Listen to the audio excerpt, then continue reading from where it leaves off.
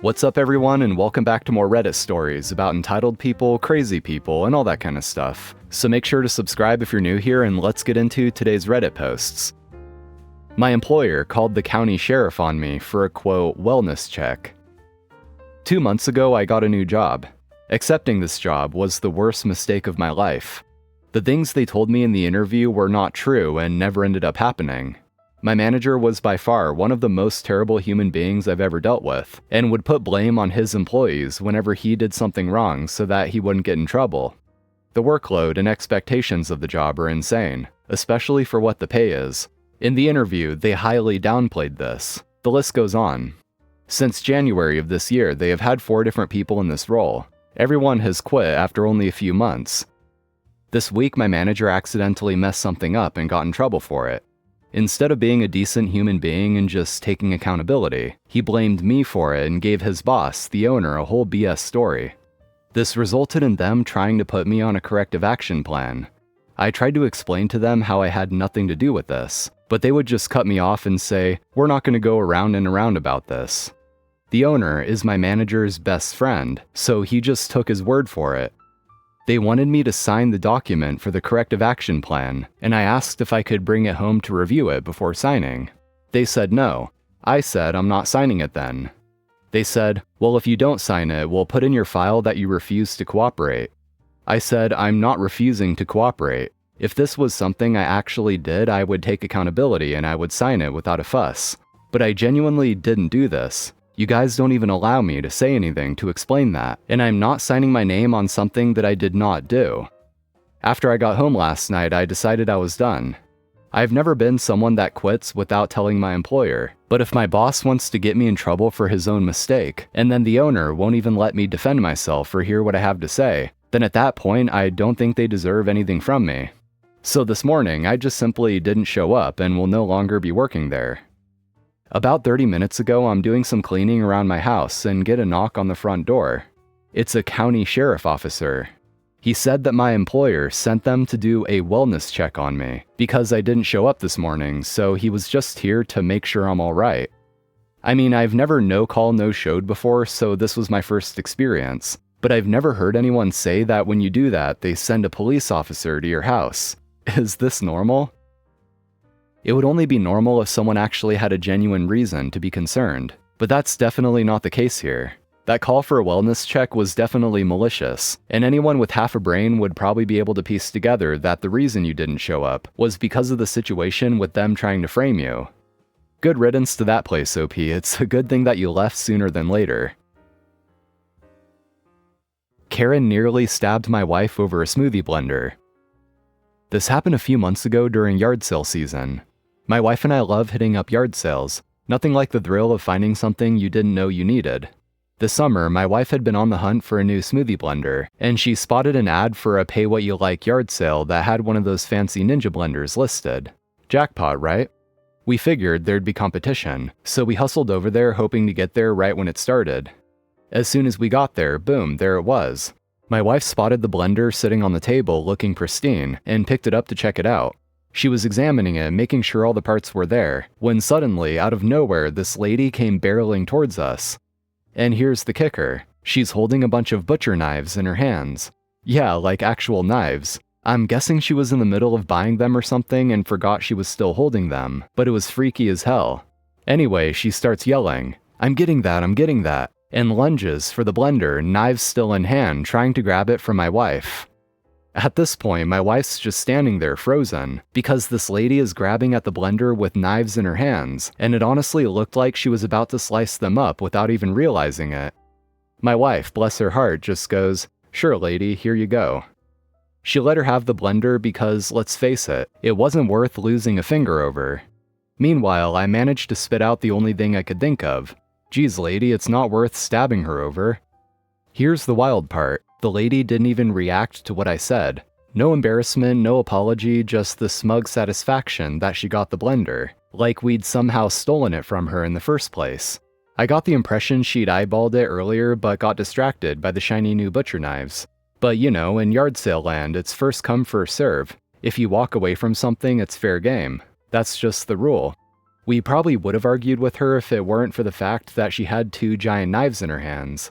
Honestly, it was one of those what the hell just happened moments. But hey, at least we got a good story out of it. Now anytime my wife talks about wanting a new blender, I just ask her if she's ready to dodge knives for it. After walking away, you know how it is, I thought of several snappier comebacks. Entitled Hikers. This is a quick but great story from my good buddy who works in search and rescue in a mountain town. He gets a call for a rescue on his pager, heads in, and it's for an injured hunter. He's tough and is doing a good job making it back to the main trail/dirt road, but won't make it all the way back. The team loads up their 4-wheelers and the trailers and heads out to the trailhead, which is where the story gets good. The rescue team rolls up and finds some very entitled people parked their truck on the road directly in front of the gate that leads to the injured hunter. The entitlement is astounding. It takes about an hour to get a tow truck up and get this truck out of there and allow the rescue team to get to the hunter. They finally start heading up and on their way run into some hikers, and they check in with them. They ask, "We're heading up to get an injured hunter, have you seen him?" The hikers reply, "Yes, he's up the trail a ways. He said the rescue team is coming, but they got delayed by an hour.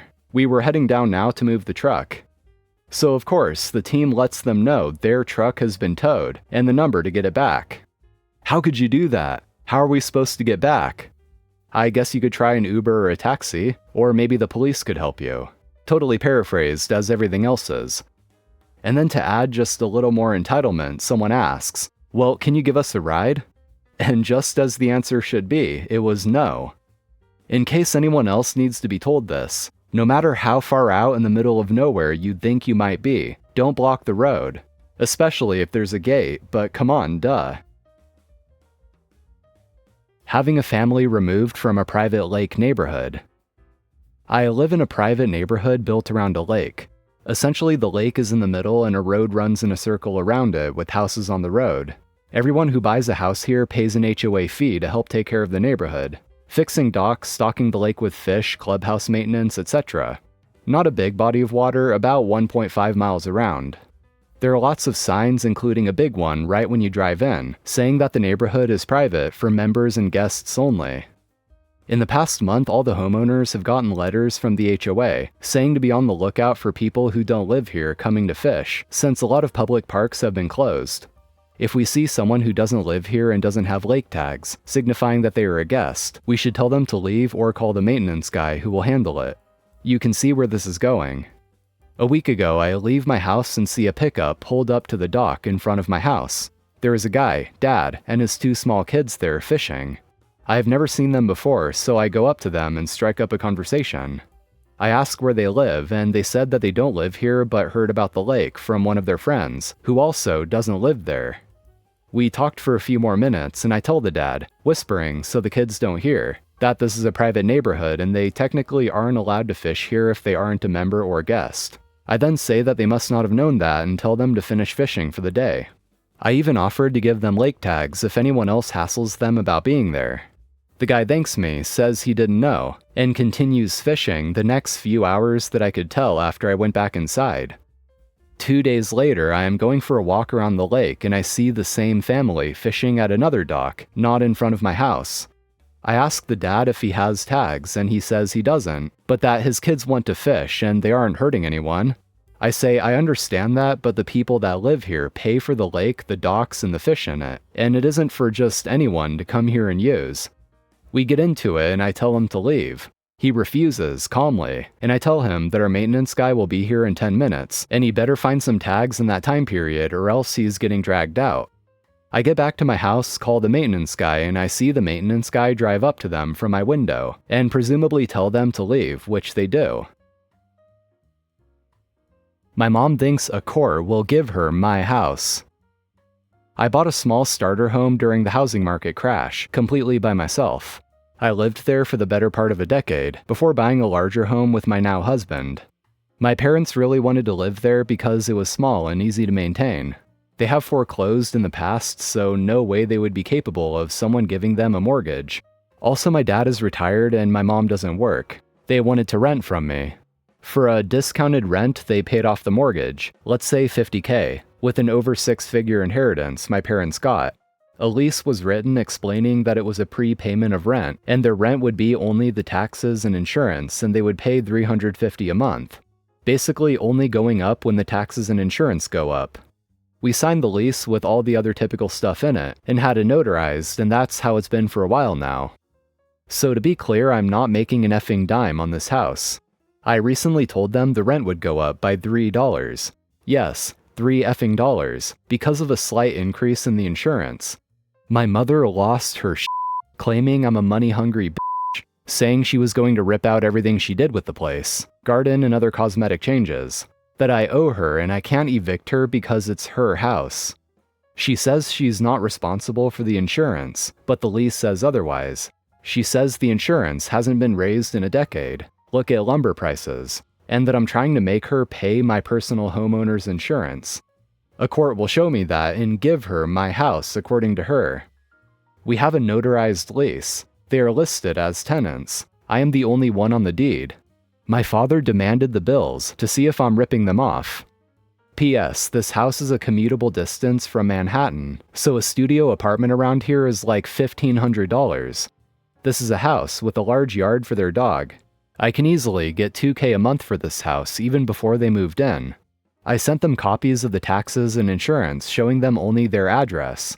P.S. I'm charging them discounted taxes. You get a discount for paying in full 90 days early. I told them to add and divide by 12, and told my mother to talk to a lawyer so they can slap them straight. I guess my father agreed with me because now my mother is divorcing him. Also, she threatens to divorce all the time. I doubt she'll actually go through with it. Alright guys, that's it for today's stories. Thank you for watching, I appreciate it. And as usual, if you enjoyed, be sure to drop a like and subscribe for more Reddit content. So I'm out of here, take care, and I'll see you next time.